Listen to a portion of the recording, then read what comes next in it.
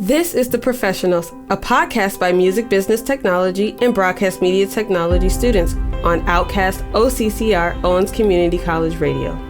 In this series, students will interview industry professionals in their respective fields to help gather an idea of what it's like to work in their industry. Hello, my name is Jonee Jones. I'm here with the Industry Professionals podcast. I'm here with my guest, Brandon Carnes, who works for BCSN. Yes. Can you tell me a little bit about your job? So at BCSN, I am the social media specialist. So I run all of our social media pages. So Facebook, Instagram, TikTok, all the above. And then I'm also the producer and host of our BCSN Nation podcast, amongst various other roles I fill when the need hits. And how long have you been doing your job for? This specific job I've been at a little over a year, but I just passed 10 years working for BCSN in the various roles that I've filled since then. And what inspired you to take on this role? So I got into sports broadcasting right after high school. I had a teacher in high school that Jonee probably knows, is Mr. Mark Rabbit, who was a English teacher and taught a sports literature class while we were there. And he told me whatever I got into, I wasn't sure what I was going to go to college for. He said, whatever you're getting into, just keep writing. And that kind of spurred me to go into media, journalism, broadcasting, which I did at Toledo. And then about a week after I graduated from UT, got hired at BCSN. I've been there in, like I said, various roles since 2015. And what made you choose to work for BCSN specifically? I had experience with BCSN while I was in college. We did a practice show for what became a big Friday night show that we do every single week, which is Game Day Nation. We had kind of the infant version of that I worked on in college. I ran video servers for that, so I was in charge of keeping track of what videos were coming in for the show. And then the other experience I had, working for UT10 there as a sports director and stuff like that, working in the sports industry, growing up an athlete here in Toledo, being around the sports culture, my entire life was something that brought me to BCSN, and then being able to, have a choice there to cover things that were interesting for me in an area where I grew up, in a place that I call home, was kind of why I've still been around. Would you say that the responsibilities that you had doing that then are the same now, or are there any differences? Oh, no, major differences. Before, just being kind of a contingent employee, essentially, I was working on specific events, or I'd be at like Sports Nightly every single night, where I was running audio or going camera, or maybe I would go shoot a story, edit that for the show. Now, as the social media manager, obviously, responsibilities are a lot bigger, making sure everything that goes out every single day that's supposed to go out goes out, making sure, the people who have paid to sponsor specific things are tagged in that thing. That way we can go back. And every handful of months I go through and I'll check, all right, how did that post do, or what numbers did we get on, this section of posts that X, Y, or Z company paid for, and then we're able to relay that information back to them, say, hey, you got this much engagement over X amount of time, you might want to come back for this thing next year because it's great for you, especially like now with the walleye in the playoffs. That's a big thing for us, where that's a sponsored thing and it gets big numbers to draw other companies to be like, hey, maybe we want to throw our name in the hat for some money for that next year. So a lot different now what I'm doing, but I still get to do chunks of what I did before. I still get to go shoot stories, I get to edit stories, producing the podcast, something that I didn't do before, but fittingly sitting here with you. And what would you say is your favorite part of your job? My favorite part of my job, probably the same thing it's always been, is being able to tell the stories of people in the community that I grew up in, right? Where you might have, we have so many schools in the area that maybe don't get a chance to be in the spotlight every single day, especially with the podcast. We get a chance to, like the last couple of weeks, we've done a preview episode on baseball and softball in Northwest Ohio, and getting a chance to talk about a kid who maybe hasn't heard their name talked about on the airway. And then you get that kid to listen, their family's going to listen, and it just really brightens up a thing for them. So getting able to give back to something that was kind of in its fledgling phases as I grew up here in Northwest Ohio, and be somebody that gets to tell those stories for local families and local athletes. And what would you say are some challenges that you face with your job?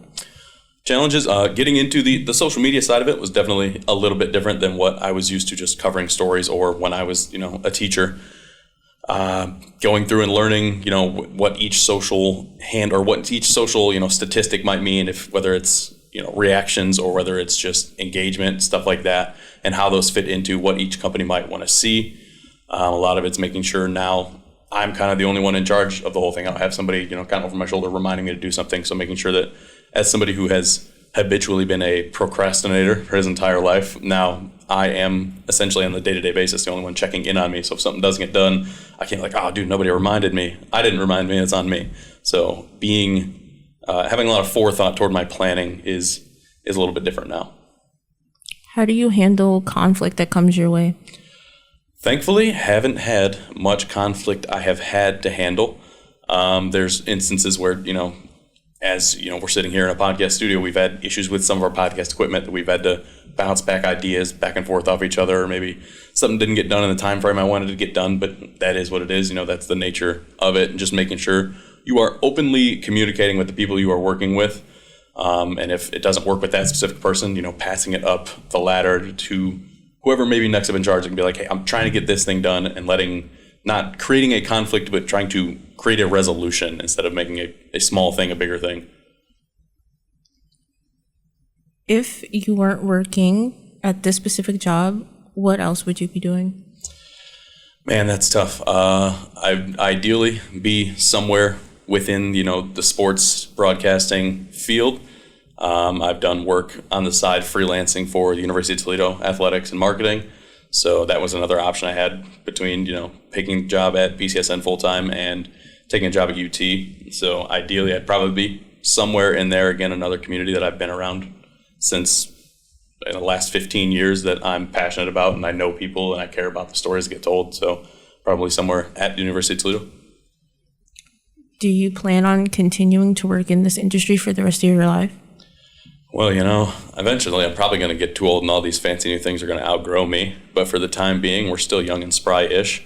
So I don't intend on leaving anytime soon, but life has a funny way of turning you in different directions, right? 4 years ago, I was your high school teacher, right? And now I'm sitting here at a desk doing an interview with you, talking about a job that isn't that job. So the plan is yes, but 4 years from now, who knows what's going to happen. But I enjoy and have enjoyed, my 10 years that I've been able to work at BCSN in various capacities.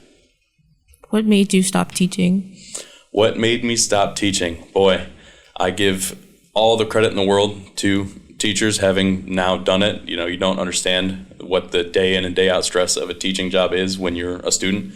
You don't see the little stuff that goes on behind the screen, behind the scenes. There are multiple days where this lesson didn't take X, Y, Z long enough as I thought it was going to, and now I'm on the fly trying to figure stuff out and make sure you guys aren't being like, well, what the heck's going on? This guy doesn't know what he's doing.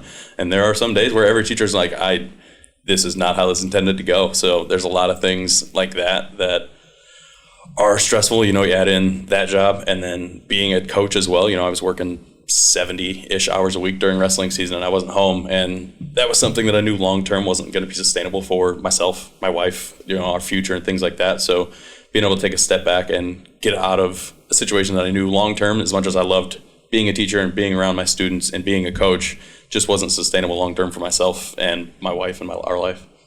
So what would you say is the most important thing for people that are interested in being in the media industry to know? I definitely would probably say just, you have to have a passion for it, right? Being able to tell the stories that you want to tell, and it helps if, in my case, you're passionate about the community that you're telling those stories to. I have, a difference from some people that are in the industry where I grew up here. I've lived here in Northwest Ohio in Toledo my entire life. So being connected to those things makes it easier to tell the stories and have a passion for it. So what are some tips and tricks you recommend for people that are in school, specifically for media? For media, I guess it just depends. If you are, on the side of shooting and editing and things like that, learning the different things that go into the camera you're using, whether it's, a DSLR camera or more just straight video, learning the little things about that, and then learning tips and tricks on how to edit. Learning your little shorthands, because every editing software you're going to use is in one way or another slightly different, but once you have a base, you kind of have something to build off of. So learning the little tips and tricks that'll save you time, that time really is going to stack up for you. All right. Thank you so much for being here. Happy to be here, Jonee. I'm Jonee Jones, and this was the Industry Professionals Podcast. This has been the Professionals Podcast by Music Business Technology and Broadcast Media Technology students. Join us next time on Outcast OCCR Owens Community College Radio.